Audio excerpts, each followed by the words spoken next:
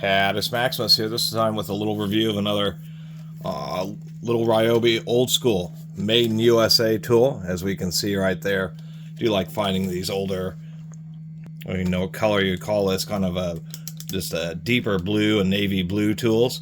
Anyway, this is the DBJ-50, and this actually has turned out to be kind of a, well, one, it's a niche tool, but it has a bit of a following. You do have to be careful with it. It's not going to take a lot of drops with the plastic on it. Yes, I actually found this at a garage sale, and as far as I can tell, it's been used like a couple times or at most. Obviously, they don't make this anymore. What it is a biscuit joiner, but it is a Ryobi mini biscuit joiner that uses a 1.5 inch blade versus the 4-inch blade for standard biscuit joiners. A biscuit joiner has a little saw like this that cuts a little notch on a piece of wood. We have a flat side. If we just want to go near an edge, we actually can go from basically 0, and that's what this is right at the very edge, to 3/4 of an inch. And if we flip it over to the 45 degree, that's as if you have two mitered angles that are coming together. The 45 degree allows you to put the biscuit right in at 45 degrees so the two pieces can come together straight. Biscuits are little kind of egg-shaped pieces of wood that are used in joinery for cabinet making and all sorts of stuff like that. Making shelves, just all sorts of things, because the biscuits, you put several of them in and they'll make sure the edges stay aligned while you glue or screw or nail. Or you can do invisible, where you just glue the biscuits themselves and then you don't have any evidence of any type of fasteners. And the deal with the Ryobi is it was just an extra thin blade, an extra small blade, and uses what's known as R1, R2, and R3 mini biscuits.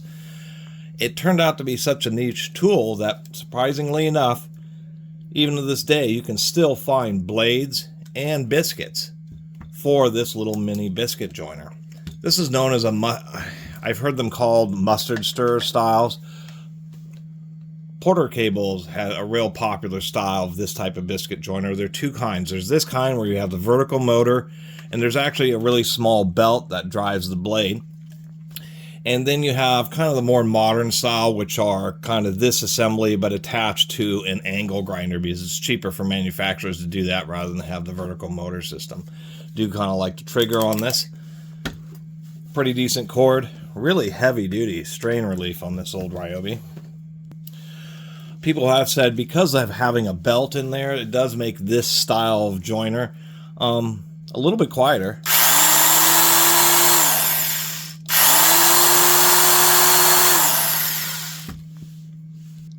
And I believe this uses a belt. The Porter cable uses a belt. It may use a small gearbox in there. I should take a look online.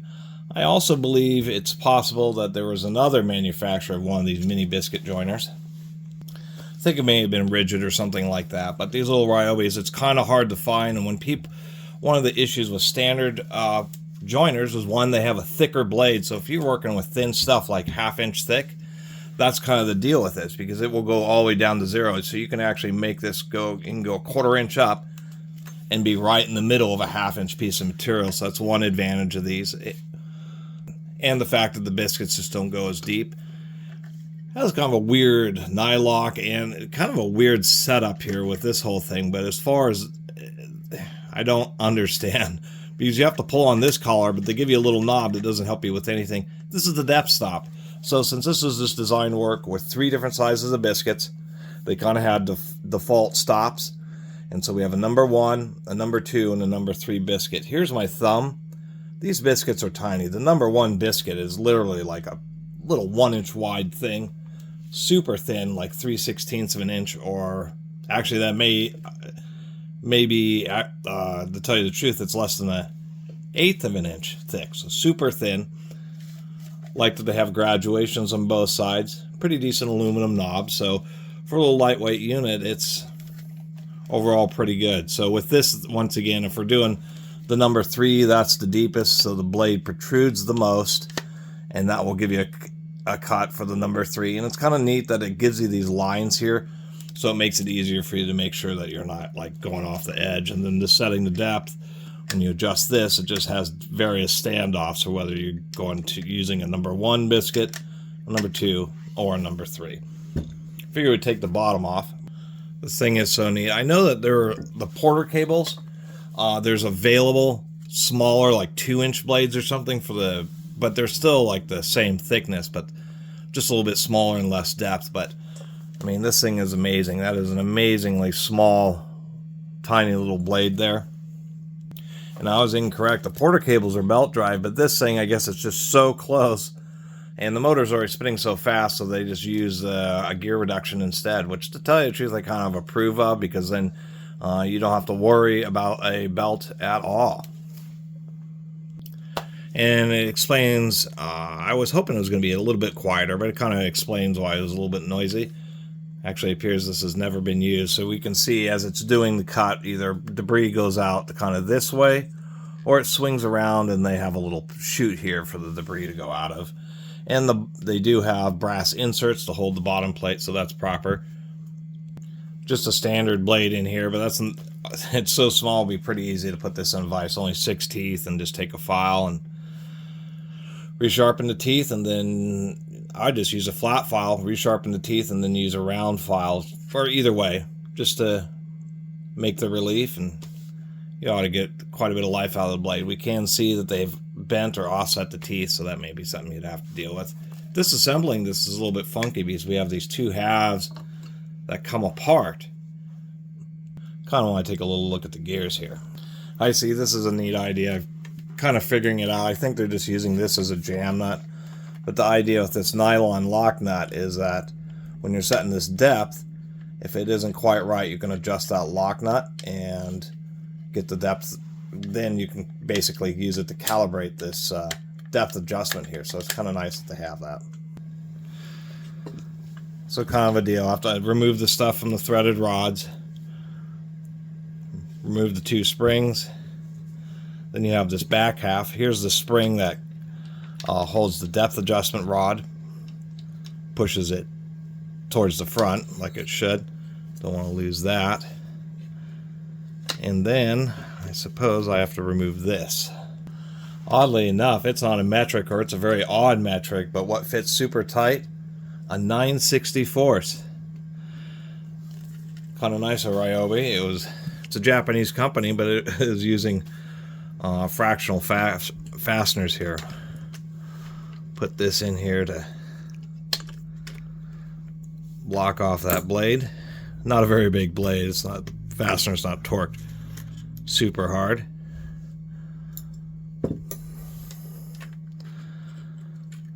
Oh, so the blade doesn't slip. There's a double D drive, which is kind of nice. And I bet we have another little specialty support washer there. And now the whole front of the unit can come off. And there's actually an intermediate gear. But I like seeing that at least they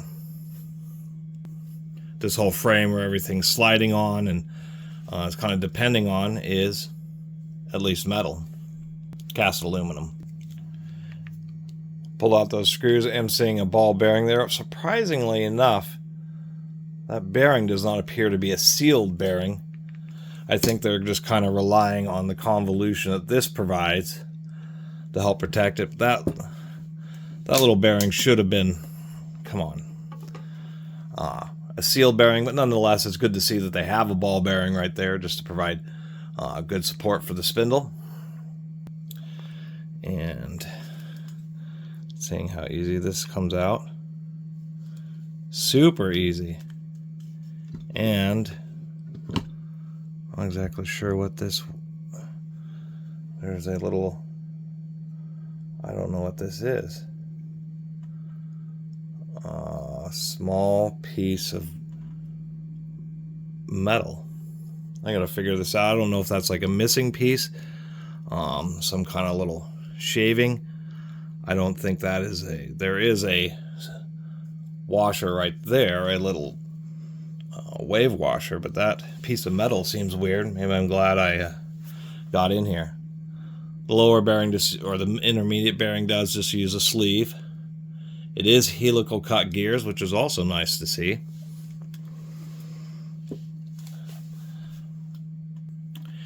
And interesting, it's like a Ryobi blue grease.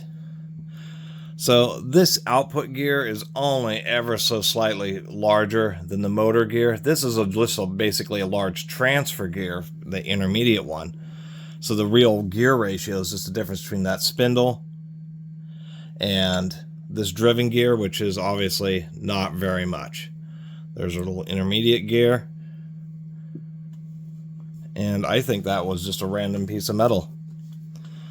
So sleeve bearings, but they're pretty small. And the upper bearing on the spindle is also a sleeve bearing, but I'll give them a pass. At least they put in helical cut gears. And they did have a ball bearing like right there, at least in the most important place. And this is just some random piece of metal. It is steel. I wonder if this is like the little retainer or something associated with the bearing. But this little piece of metal I don't think should be in there. I may be incorrect. This is just an interesting little aspect, but that little ring there, that little piece of steel, actually sits perfectly in just the most microscopic of recesses, and I think they're using it because you can see evidence of the ring. See the change in tone right on the inside edge. They're using this part of the housing to press down on that little ring to hold the outer edge of that bearing down. And it's real subtle. It looked like essentially some kind of shaving of metal that happened to come off of something and was random, somehow got in there during manufacturing, but it's actually has a purpose. I find that fascinating. Something I'm realizing here is if you ever needed to replace the power cord, one, it is a overmolded strain relief, so trying to find the original one, not easy. There are ways of getting around that using other strain release arrays of zip not arrays, but zip ties, and just various things to overcome that. But that is one disappointment. But the other thing is I'm realizing, besides not having to remove the gearbox or open up the gearbox, you have to disassemble. You have to completely remove the blade and the base and all the springs and stuff, because you have to get that whole housing off so you can have access to these lower screws. So you have to disassemble the whole tool in order to service brushes and power cords, which is quite an effort. I mean, I like the compact design, but oh, that was the spring for the switch. Oh, I see it. Should have stayed in on this side. So there's our rocker switch.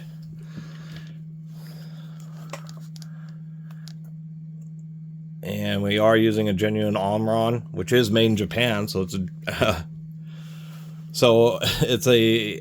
it says made in USA, but it's American assembled tool using both, I assume, American parts as well as Japanese parts. I mean, there's a reason people like these old Ryobis. They were actually built pretty well.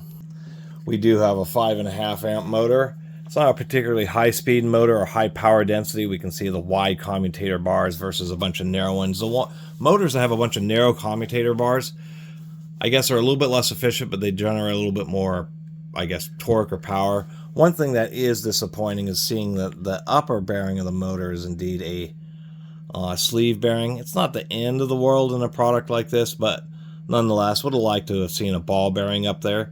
Although it appears that size is going to be like exactly a 608 bearing, so I'll take a measurement, and if so, I'll just put a 608 up there. And replacing the brushes isn't too bad. Just popping up out of the housing. Kind of want to pull this motor out so I can